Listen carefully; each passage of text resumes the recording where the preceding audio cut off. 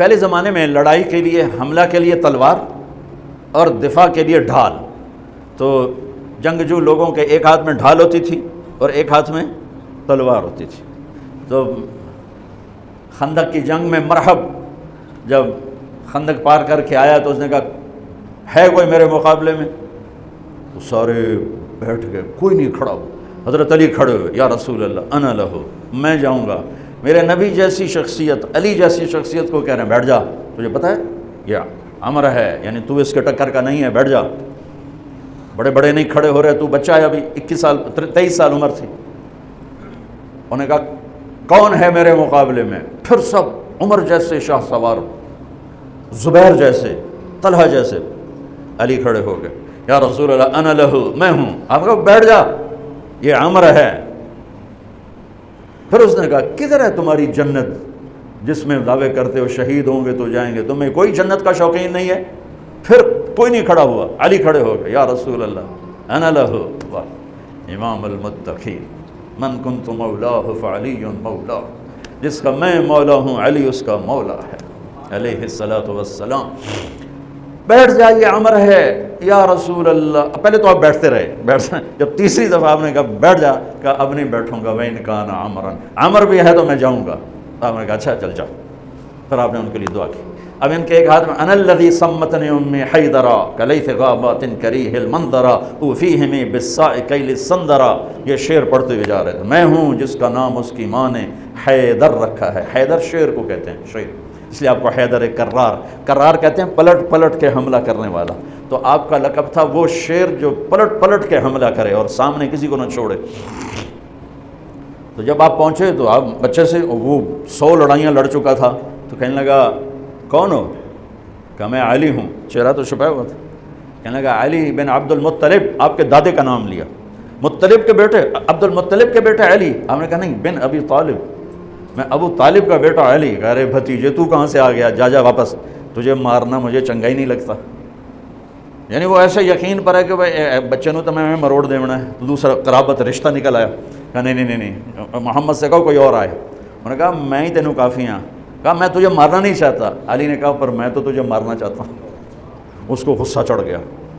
اس نے آ کے جو ادھر کے وار کیا تو حضرت علی نے ڈھال پہ روکا. وہ میں بتا رہا ہوں کہ ڈھال کا تصور کیا ہے. اس پر یہ سارا واقعہ مجھے یاد ہے کہ دشمن کے وار کو ڈھال پہ روکا جاتا تھا.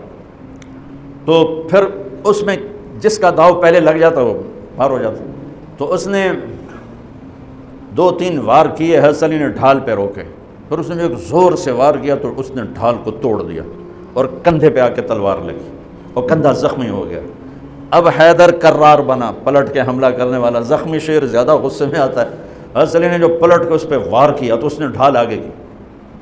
تو علی کی تلوار نے ڈھال کو توڑا اور کندھے پر لگی. اس کی بھی کندھے پر لگ کے بس طاقت ختم ہو گئی. لیکن کرار کی تلوار ڈھال کو توڑا، کندھے کو توڑا اور پوری باڈی کو چیر کے 2 حصوں میں پھینک دیا.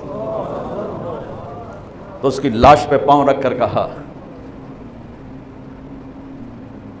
عبد الحجارۃ من صفاحت رأیہ وعبدت رب محمد بصواب. یہ ہے پتھر کا پجاری اور میں ہوں رب محمد کا پجاری.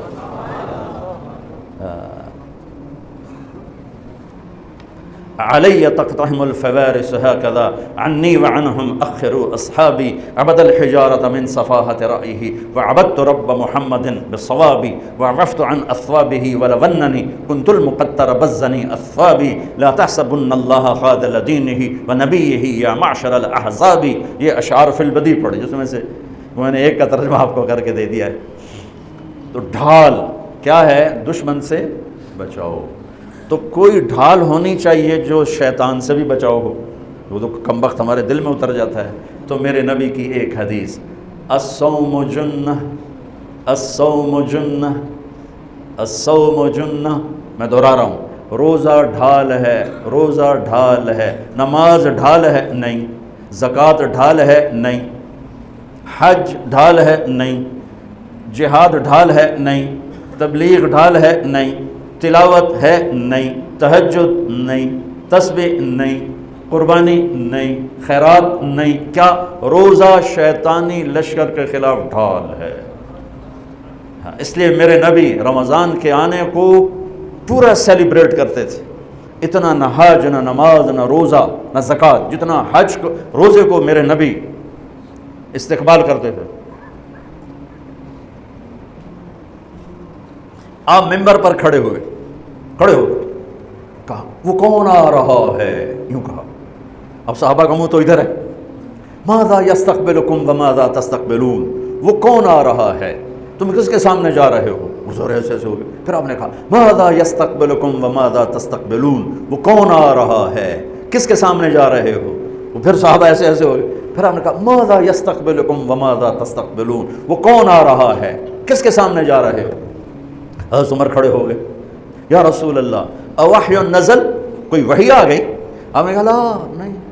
عدو حضر، کیا کسی دشمن نے حملہ کر دیا. آپ نے کہا لا نہیں. کہا تو پھر کیا ہے. ہم نے کہا رمضان آ رہا ہے. سبحان اللہ. وہ کون آ رہا ہے، رمضان آ رہا ہے.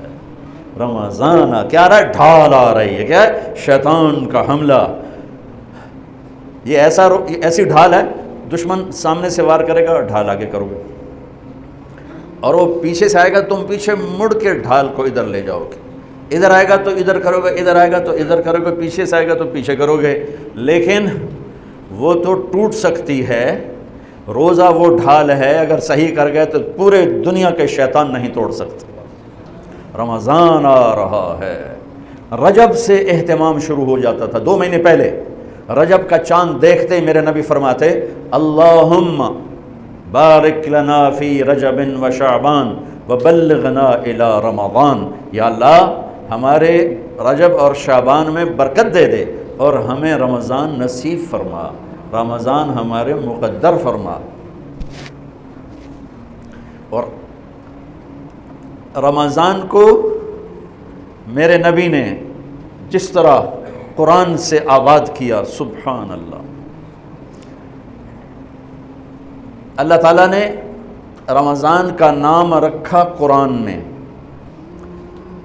محرم، صفر، ربیع الاول، ربیع الثانی، جمادی الاولی، جمادی الثانی، رجب، شعبان، شوال، ذوالقعدہ، ذوالحج.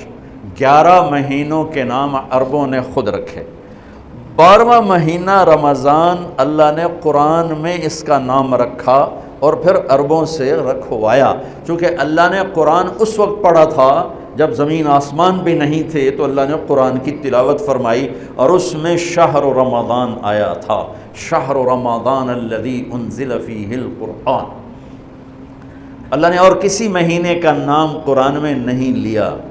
محرم، وہ حرم، وہ یہ محرم کا مہینہ نہیں، وہ اور معنی میں ہے، وہ اور معنی میں ہے. صحابہ میں صرف ایک صحابی کا نام لیا، زید. فلما قضا زید منہا وطرا زوجناکہا. ان کو اللہ کے نبی نے اپنا بیٹا بنایا تھا. اور 12 مہینوں میں ایک مہینہ رمضان، جب قرآن میرے نبی نے تلاوت فرمایا تھا تو اس میں بھی رمضان کا نام تھا.